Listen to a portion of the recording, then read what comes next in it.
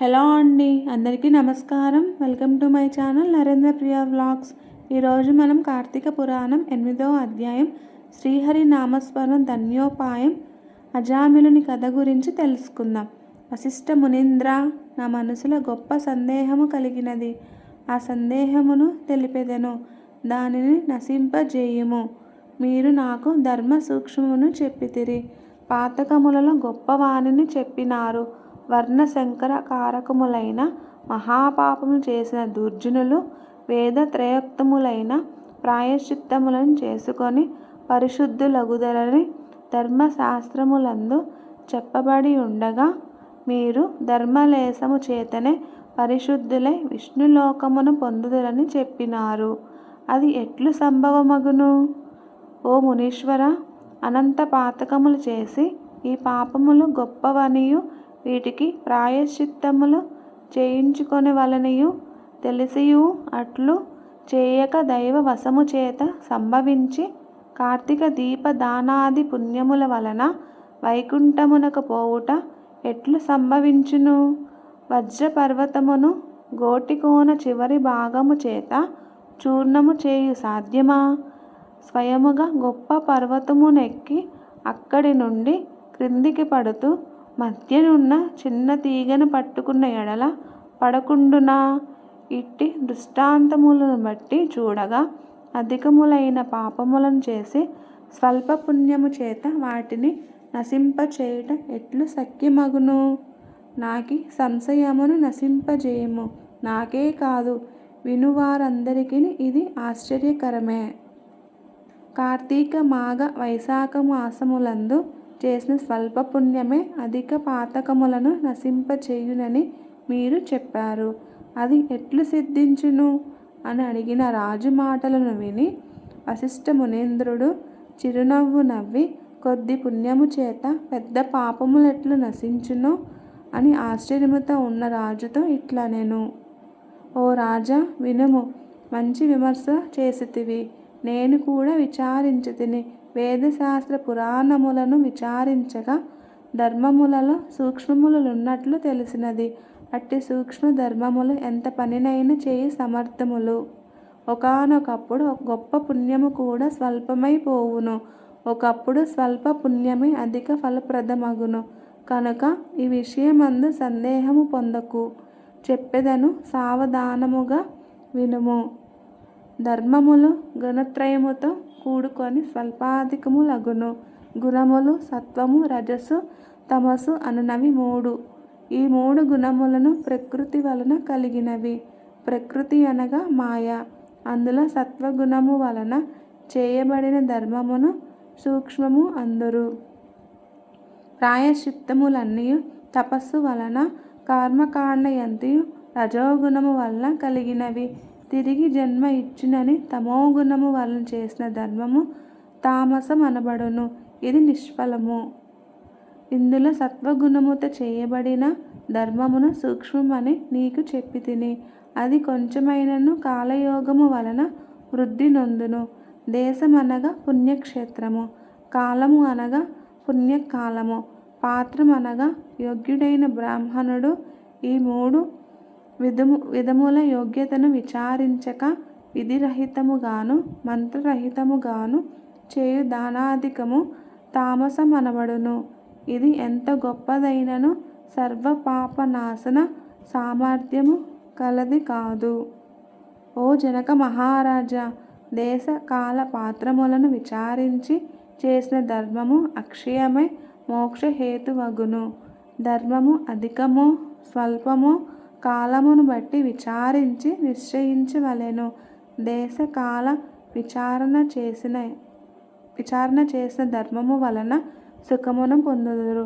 కాబట్టి జ్ఞానము చేత జ్ఞాని, అజ్ఞానము చేత గాని దేశకాల పాత్ర విచారణతో చేసిన ధర్మము అక్షయ ఫలములు ఇచ్చును.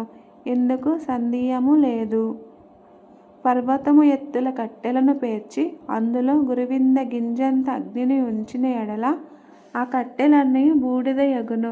గృహములోని చీకటిని చిన్న దీపమును వెలిగించిన నశించును. చిక్కగా ఉన్న బురద నీటిలో ఎంతకాలము స్నానము చేసినను చివరకు నిర్మల జలమందు ఒకమారు స్నానమాచరించిన ఎడల ఆ మురికి పోవును. అట్లే అల్ప పుణ్యము చేత అధిక పాపములు నశించగలవు. అజ్ఞానము చేత గాని జ్ఞానము చేత గాని చేసిన పాపములు అధికములు గాని స్వల్పములు గాని హరినామ సంకీర్తనము వలన నశించును. మహిమ తెలియక చేయబడిన దయనను హరినామ సంకీర్తనముచే పాపములన్నీయు వెదురు పొదలను అగ్నివలె దహించును. పైన చెప్పిన విషయమే ఒక కథ చెప్పెదను వినుము. పూర్వకాలమునందు కన్యాకబ్జమను క్షేత్రమందు వేదాంగ పారగుతుడైన సత్వనిష్ఠుడను ఒక బ్రాహ్మణుడు గలడు. ఆ బ్రాహ్మణునకు పతివ్రతయు ధర్మమురాలు అగు భార్య కలదు. వారిరువురకు చివరి కాలమున అజామిళుడును ఒక కుమారుడు పుట్టెను. అజామిళుడు దురాచారుడను దాసీభర్తయు హింసకుడును నిత్యము దాసి సాంగత్యమందు ఆసక్తి గలవాడై ఉండును. అట్టివాడు స్వల్ప పుణ్యము చేత అనగా తెలియక చేసిన హరినామ సంకీర్తనము వలన తరించెను. అజామిళుడు ప్రవర్తించే ప్రాకారము ఇట్లనిన అజామిళునకు యవ్వనము రాగానే దుష్ట బ్రాహ్మణుని ఇంటిలో ఒక దాసి ఉన్నది. దానితో సంగమము చేసిన దానియందు ఆసక్తుడై తల్లిని తండ్రిని విడిచి కామాతురుడై దానితోనే జలపానము భోజనము శయనము జరుపుచు వైదిక కర్మలను విడిచి కామశాస్త్ర ప్రవీణుడై అలింగన చుంబనాది కర్మల యథాశక్తి గలవాడే ఆ దాసితోనే నిరంతరము కాలము గడుపుచుండెను.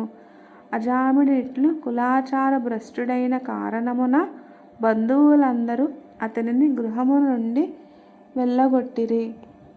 అజామిళుడు ఆ ఊరిలోని ఒక చండాలుని ఇంటిలో నివాసము చేసుకొని నిత్యము దాసితో కూడి కుక్కలను ఉచ్చలు వేసి మృగములను పట్టుకొనుచు వాటిని వెంటబెట్టుకొని అరణ్యమునకు పోయి పశువులను పక్షులను మృగములను చంపి వాటి మాంసమును భుజించుచు కాలము గడుపుచుండెను. ఇట్లుండగా ఒకనాడు ఆ దాసి కళ్ళు త్రాగుదామని ఆశతో తాటి చెట్టెక్కి కొమ్మ విరిగి క్రిందపడి మృతి చెందెను. తర్వాత అజామిళుడు భార్యను చూసి తన ప్రాణముల కంటే అధిక ప్రియమైనది గనుక చచ్చిన శవమును తన ముందు ఉంచుకొని వికులుడై బహుశోకించి తరువాత దానిని గృహయందు పారివేసి ఇంటికి పోయెను. తర్వాత అజామిళుడు యవ్వనవంతురాలైన దాని కూతురిని చూసి పాపాత్ముడు గనుక తన పుత్రికయైన నీతిని విడిచి దానితో చిరకాలము సంభోగించి సుఖించెను. తర్వాత అజామిళునకు ఆ కూతురి యందు కొందరు పుత్రులు కలిగి నశించిరి. అందరు చివరివాడు మాత్రము మిగిలియుండెను. వానికి నారాయణ అని నామకరణము చేసి అజామిళుడు నడుచునప్పుడును కూర్చుండునప్పుడును జలపాన కాలమందును భోజనము చేయనప్పుడు తిరుగుచున్నప్పుడును పుత్రపాసము చేత బద్ధుడై నిరంతరము ఆ నామమే పలుకుచుండెను. కొంతకాలమునకు అజామిళునకు మరణకాలము సమీపించగా అతనిని తీసుకొని పోవుటకు ఎర్రని గడ్డములు మీసములు కలిగి చేతులంది దండములను రాళ్లను కత్తులను ధరించి భయంకరులైన యమదూతలు వచ్చిరి. అజామిళుడు తనను తీసుకొని పోవు వచ్చిన యమదూతలను చూసి భయపడి పుత్రస్నేహము చేత దూరమందు ఆటలోనున్న కుమారుని నారాయణ నారాయణ అని పిలిచెను. అలా పిలిచినప్పుడు భయము చేత దీన స్వరముతో పెద్దగా ఓ నారాయణ అని పలుమార్లు పిలిచెను. రాజా దైన్యముతో కూడి నారాయణ నామ సంకీర్తనము మరణకాలమందు అజామిళుడు చేయగా విని యమదూతలు ఆలోచించి దగ్గరకు వచ్చిన యమదూతలు వెనకకు జరిగి భయముతో ఉండిరి. అంతలో తేజవంతులైన విష్ణుదూతలు వచ్చి యమదూతలను చూసి ఓయి ఈ అజామిలుడు మావాడు గాని మీవాడు కాదని పలికిరి. రాజా, ఆ విష్ణుదూతలు పద్మముల వలె విశాలములైన నేత్రములు గలవారును, పచ్చని పట్టుబట్టలను ధరించిన వారును,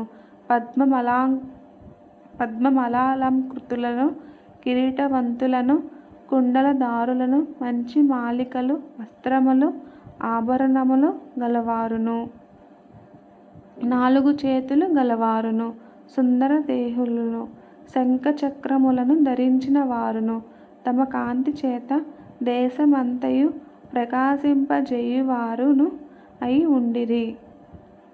ఇట్టి విష్ణుదూతలను చూసి యమదూతలు, మీరు ఎవ్వరు?